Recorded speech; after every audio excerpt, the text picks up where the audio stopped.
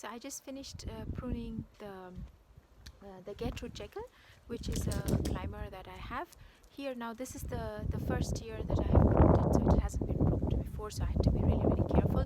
And of course there is not much growth, but as you can see, what I actually basically did was to take away all the other growth other than the main cane. So I left the main cane, and now I have started to tie it horizontally, such that the lateral growth, once that comes up, that's actually going to be the one that's going to carry the flowers.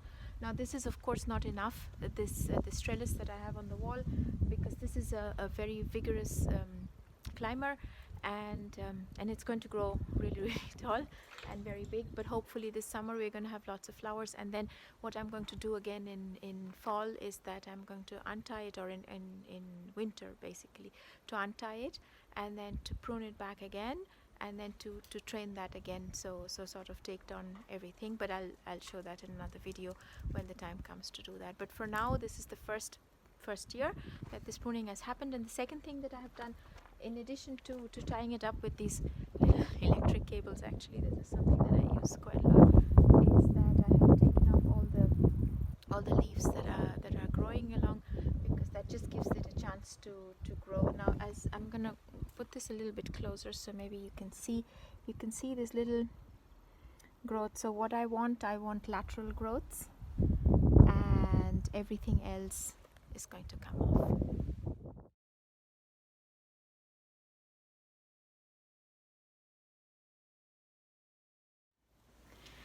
I just thought that maybe today we should talk about spring. It seems really apt to do it at this time, because it's the 20th of March and 21st of March, so we have the spring equinox, and then we also had the new moon which was last week. So, and that in India, we celebrate Mahashivratri, which is a very big celebration. It's the darkest night of the year through meditation, and then we also have another festival coming up which coincides with the spring equinox, and it's called Holi. That's the festival of color. So it's all about celebrating. It's all about spring and celebrating life and the beginning of life.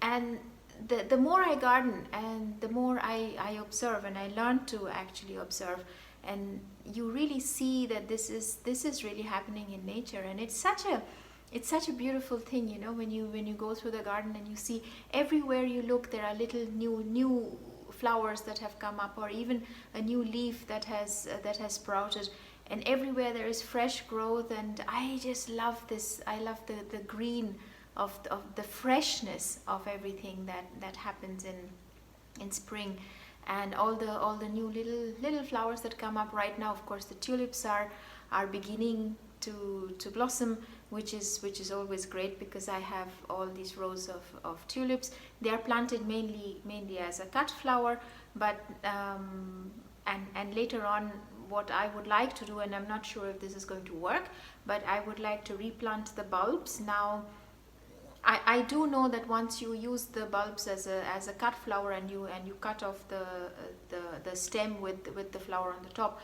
this bulb loses all its potential for the next year, because obviously the food is stored in the bulb, and when you cut off the stem as well as the flower, it doesn't have a place to actually put the food back into the bulb. Now this can happen if you let the bulbs naturalize in the garden, which just means that you just put the bulbs in the garden and you just let them be, and you don't take the flowers off. Then they have a chance to die back, and the food can go back into the bulb, and it is stored in the bulb, and then the following year it's going to blossom again.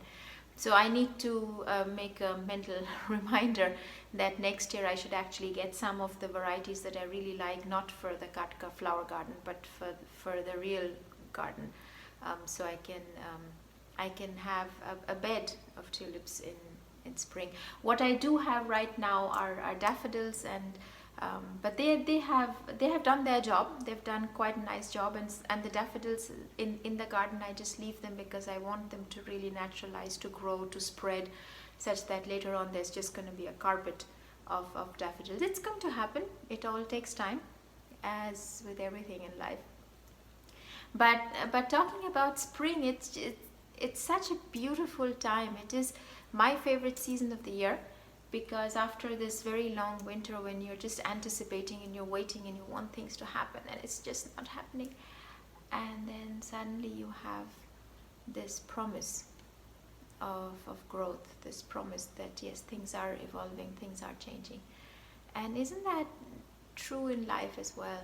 That we, when we are, especially when we are in a dormant state, when we are in winter, um, if I can use that as a metaphor, actually, that when you're waiting, when you want something to happen and it's just not happening, and then you see little start noticing little changes, little things, little shifts.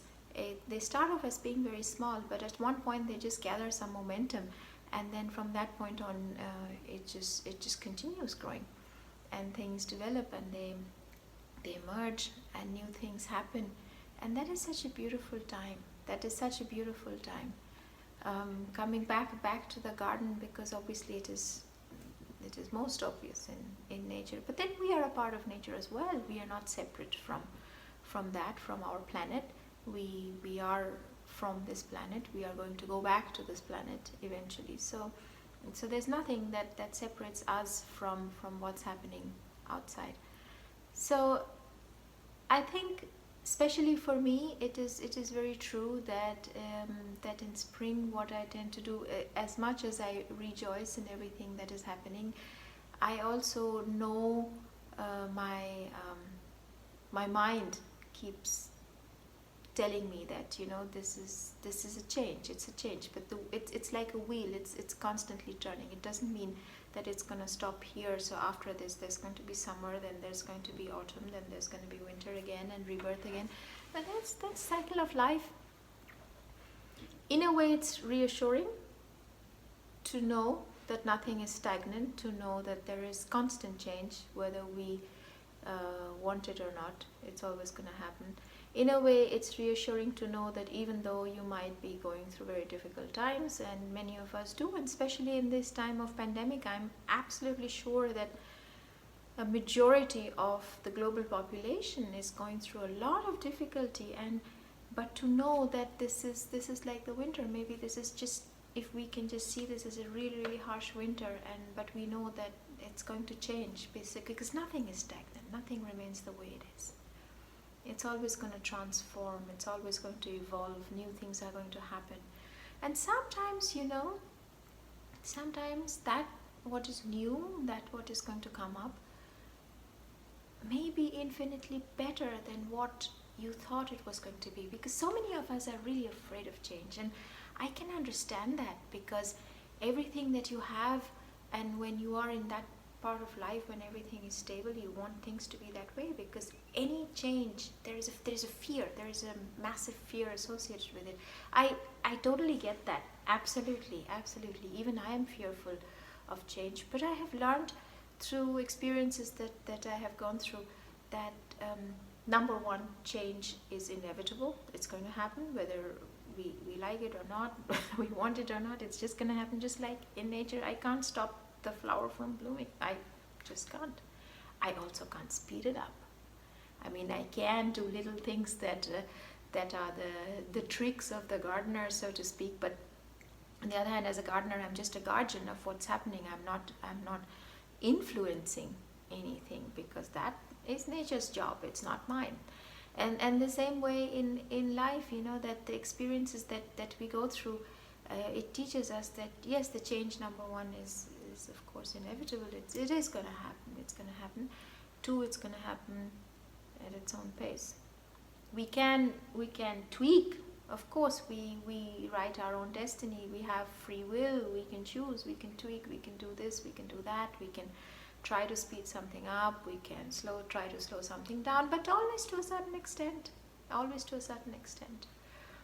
The force that has made us, that has made this planet, that has made the cosmos, is so much bigger, and there is also a lot of comfort in just resigning to this force. There is a lot of comfort for me as a gardener, when I go into the garden and I look at the plants, and I know that okay, this this is a seed and it needs to germinate. It needs to germinate right now. It's not going to happen. But I know that I can do the best I can. I can give it everything that it needs for germination. And then I just have to let it go and wait. Then it's going to happen. It will. Eventually. Everything happens eventually. And that's probably one of the biggest lessons that the garden has taught me. And it is very, very evident in spring. It is extremely evident in spring, because this is when the growth phase is. This is when things are going to shift and change. And I find that extremely educational, not just for my gardening journey, but for my life's journey as well. So I know that, okay, I do things, I experience, I do things, I want something, I want to change, and then I just have to let it go. And it's going to happen. It will. Promise.